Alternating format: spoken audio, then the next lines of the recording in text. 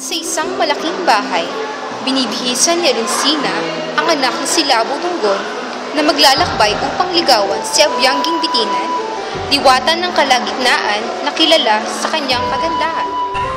Tadhana mo anak ang lumipad, ikaw ang tinakdang magbuklod sa tatlong nahahating kaharian, kung kaya't dapat sa'yo'y ibigay ang 7 gintong katangian. Inay, di ko pa maunawaan lahat ng iyong isinasaysay, ngunit sa ngayon paalam. Hahanapin ko ang aking kapalaran. Ngunit anak, baka ika'y mapahamak sa iyong paglalakbay. Ika'y mag-iingat.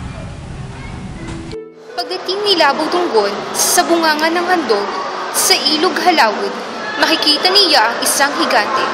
Ito ay si Manuluntad, ang kapre na bantay sa pinto ng kaharian ni Abyanging Bitinan.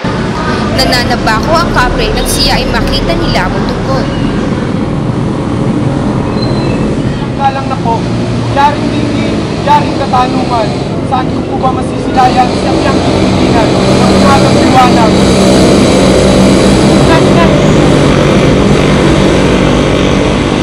Kapag-tao, hindi ang kapasitan. Walang kita, kapag nagpapahinga. Maglalaban ang dalawa. Gamit ni Labo Dunggon ang kanyang kampilan at gamit naman ng kapre ang kanyang sibat.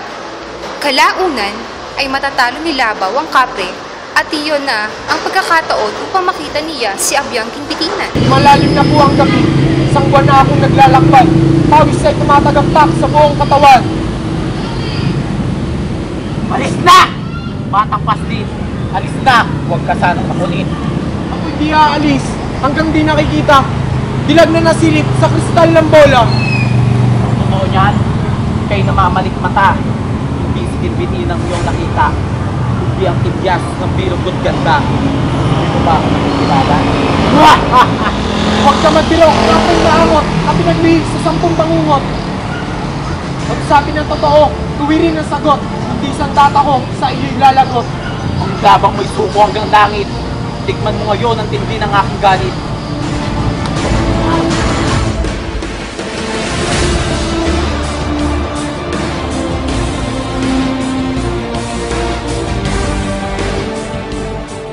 Sa pagkakataon ring iyon, ay mamamanhi ka na si Labaw Dunggon kasama ang kanyang ama na si Datu Paubari sa ina ni Abyanging Bitinan na si Abyang Matanayon.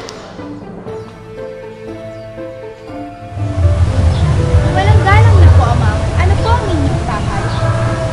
Gandang umaga, aling may bahay. Kami naparito upang masilayan ang bituin umano'y kumikislap kahit sa dilim o sinag ng araw. Tuwing yaoy sadyang nakatago, sino mang magmiki sa kanyang kalingan ay kailangan umakyat sa makaling hagdan. May hamon at timbang ang bawat mainit. Alay namin bulto-bultong tela, engkahe mula sa Pransya, seda mula sa China, na inangkat pa namin mula sa mga banyaga at hindi nanggaling sa Divisoria. Pangako ni Labaw sa mabuting diwata, panghabang buhay na pagmamahalan at pagsasama. Ito'y umakyat sa aming bahay, pag-iisang dikdik ating ipagdiwa. Buyong Labaw Dunggon at Abyang Bitinan, sa inyo nagpupugay ang sama.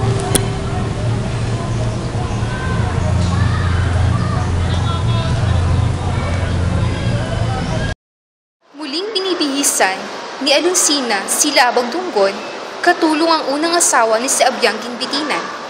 Naghahanda siya para ligawan ang diwata ng kailalimang si Abyang Doroon. Inang Alonsina, asawang Ginilitan, pahintulot ninyo'y sa maigawan sa paghahanap ko ng pangalawang asawa. Sa dibdib ko ngayon nagpupumiglas. Damdaming pilit inaasam ang kapangyarihang nakatago sa kailaliman, kaharian ni Doronoon at ng kadiliman. Layon kong mahulog ang kanyang kalooban at siya'y pakasalan. At sabay kaming maghahari sa ilalim ng lupa at sangkatuligan. Kasi ang kalabaw ng mga anitong banat, isukbit mo ito simbolo ng kaginuuhan. Pangalan mo'y laging tandaan, Labaw Dunggon, labis ang dangal. Tanggapin niya rin pagyabi. Sa puso niya Doronoon siyang ibang suki. Naglalakbay na muli si Labaw Dunggon hanggang makarating siya sa pinto ng kaharian ni Abyang Doroon. May makikita siyang dalawang makukulang. Sila ang bantay sa pinto ng kailaliman.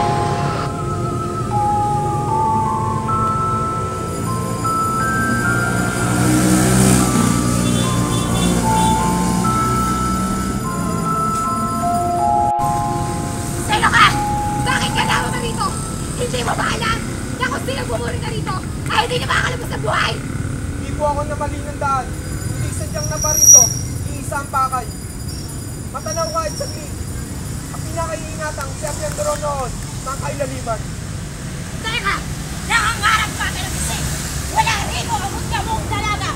Lahat ng babae dito nakasuot na ng kasi maliban na lamang sa sirina, ahas at buhaya. Puro ka salita! Wala ka sa gawa! Puro ka naman bula! Bilang malinaw, huwag nang magsinungaling. Lahat mo naman pilit ay aking mamanaw. Kahit ang galit ay aking sisisihin. Hanggang makita ko, natin. Puro ka salita! Puro naman bula! Ba't di mo tapakan ng gawa ang inyong iginagawa?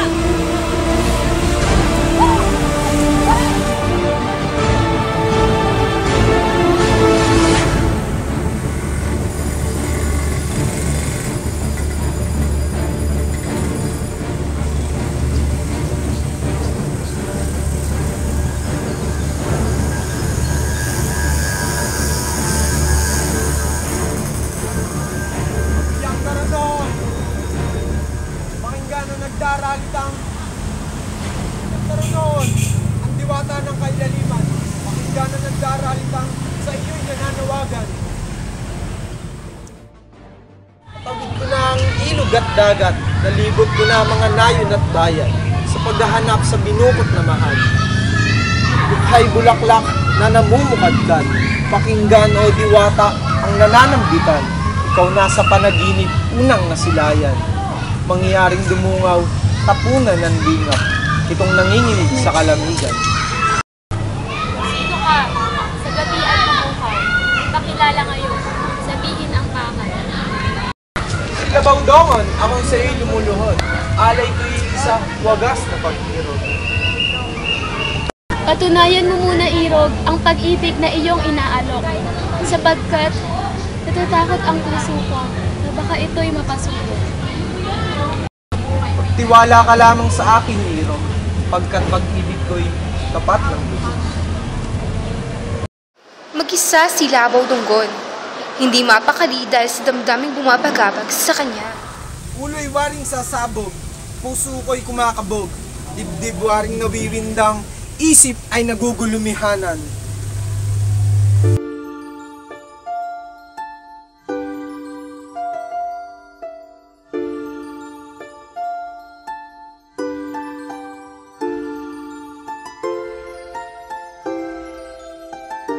Nais na makilala si Malitong Yawa, si nagmaling diwata, Diyosa ng tanghaling tapat.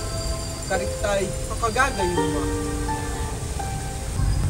Pangatlong asawa ay dapat niyang manggaling sa alinmang palapag ng kaitaasan. Ngunit ang babae mong dapat mong piliin, dalagang walang katipan o pananagutan. Batas ng tribo iyong susuwayin, at puso ng damdamin iyong susundin. Di kaya, anito'y magtamang magaling. Binbitinan at Doroon. Iyaring ako'y pahintulutang maglakbay sa rurok ng katanghaliang araw upang siyuin ang diwata sa kaitaasan. Maglalaban ang dalawang bayani ng 7 taon. Ngunit sa huling sagupaan, matatalo ni Sarangayan si Labaw Dunggon. Sino kang pangaska na pumasok sa aming baybayin? Ano ang hangad mo? Biyaya o sumpa? Anong hanap mo? O si Labaw Dunggon, tao at diwata, hangad ko ang iyong minumutya. Ang diwatang si Malitong Yawa ay iibig kong siyuin at maging asawa. Mapapasayo lamang ang aking kabiyak kung mapapatunayan karapat-dapat ka. Kung mapatay mo lamang ang katulad ko, kung mapapatay mo lamang ang pag-ibig ko para sa kanya, mamamatay lamang ang inubuhay ko upang mapasayo ang aking kabiyak. Sa kaharian ng kalagitnaan, magpapaalam si Asumanga sa kanyang ina na si Abyang Ginbitinan para hanapin ang nawawalang ama. Kasabay nito, sa kaharian ng kailaliman ay nagpaalam din si Barunugan sa kanyang ina na si Abyang Doroon para hanapin si Labaw Dunggon. Ako po ay lubos na nagtataka at nababalisa. Hanggang ngayon hindi pa umuwi si ama. Saan kaya napadpadwaring naglangon? Bungang itinanim ni Amang Labaw Dongon nang ako'y isilang. Ilang ulit nang namunga at namulakdak. Ngunit bungang siniminsay hindi man. Ang putok ko si amay nasa panganib. Marahil ay nadaig ng higanting saragnayan at nilamon ng halimaw ang kanyang katawan. O baka pinahirapan sa isang pilitan. Bilang anak, tungkulin kong hanapin ang nawalang magulang. Siyang laman ng aking laman, nagpunla ng aking buhay.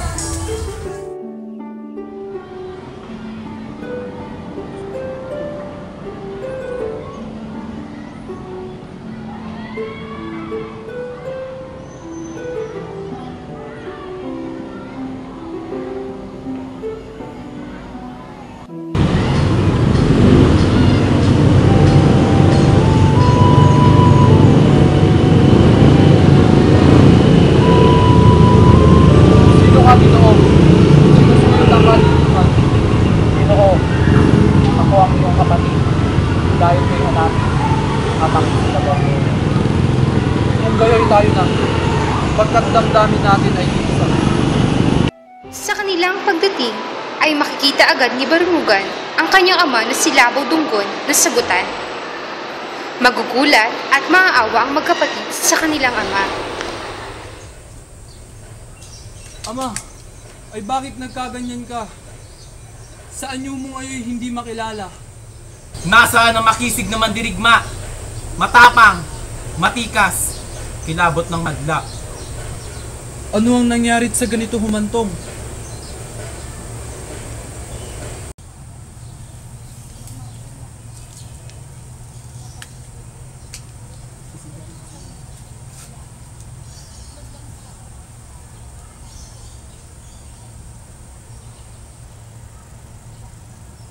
Asumanga, Paranugon, mahal kong mga anak, nagsisikip ang dibdib ko sa tuwa at galak.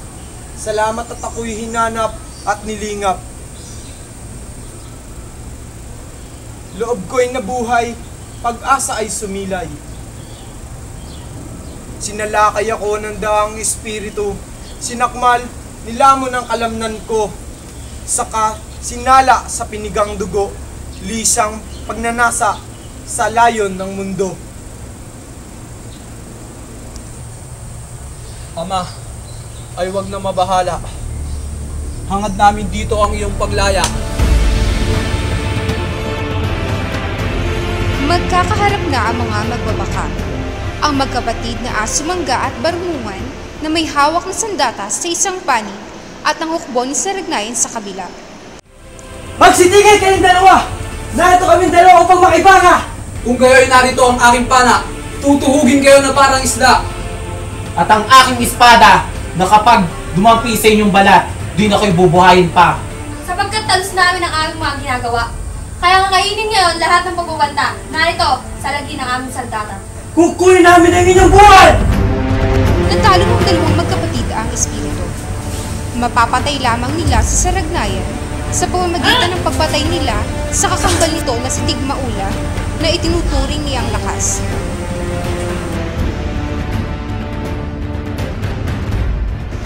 Sa kabilang dako ay magpapaalam na si Saragnayan sa kanyang kabiyak na si Malitong Yawa, si Nagmaling Diwata.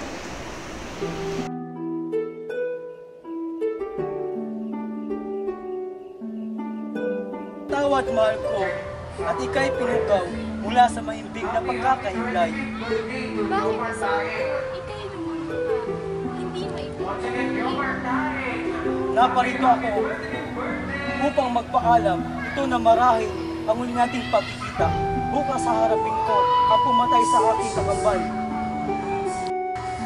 Noon ay nadadaig si Labaw Dunggon ng pagmamahal ko sa aking asawa. bukas ay magagapi ako ng pagmamahal na anak sa ama. Ang karapat-dapat, alinmang pag-ibig, ay tanging pag-ibig lamang hangad ay kamatayan.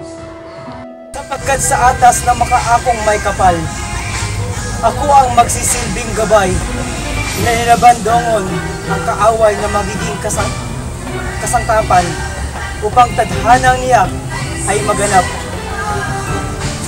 Naging banag na siyang may malapad na pakpak. Magdadala sa kanya sa rurok ng kaganapan. Kung susuyuin ka, nilabaw ay tanggapin mo siya. Siya ang tao mo na mamahalin mo. Niya habang buhay, magiging masaya ka sa piling niya magpakailanman. Limutin mo at ibaon mo ako sa limot. Kunting bulaklak, ikaw may malagas, at nalutot mo sa puting masalta. Upang mo'y hindi mapapawi, halimuyak pa rin sa inyo. At dumating na ang panahon na natagpuan ng mga diwata, si Labaw Dunggon na nakahandusay at sugatan. Halang makaako kami pakinggan, bigyan si Labaw Dunggon ng panibagong buhay. Buhay ng isang matatag na tao, mapagmahal, pinuno ng may malasakit sa kapwa at tanan. Kaniman mo ang isip niya ng katwiran, hayaan mong umawit ang kanyang kaluluwa. Dulutan mo siya, tibay ng kalooban. Punasan siya ng dahon upang maalis, dungis ng nakaraan at magkaroon ng bagong lakas. Itaali sa ulo, putong nabughaw, sa gisag ng kaharian.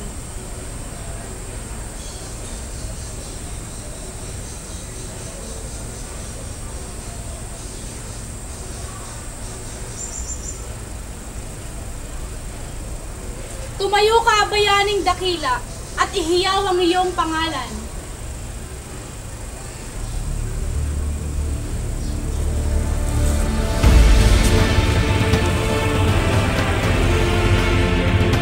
Ako si Labaw Dunggon, buo at labis ang dangal. Ako ang bantog ng sanlibutan.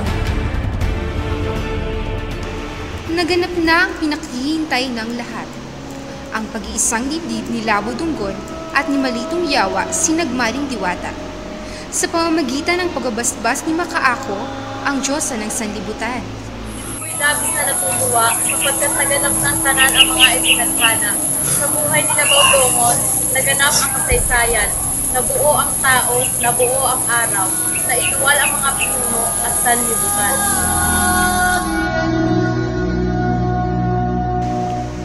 Matapos ang ilang taong pagdurusa at sakripisyong sinapit ni Labaw Dunggon, ay naging matiwasay ng muli ang sanlibutan. Ang mga diwatang lumiligid kay Labaw, iniinog ang isang araw, pamula kay Launsina na bukang liwayway, patungo kay Gimbitina na umagang liwanag, at kay Doroonon na gabing kariblan.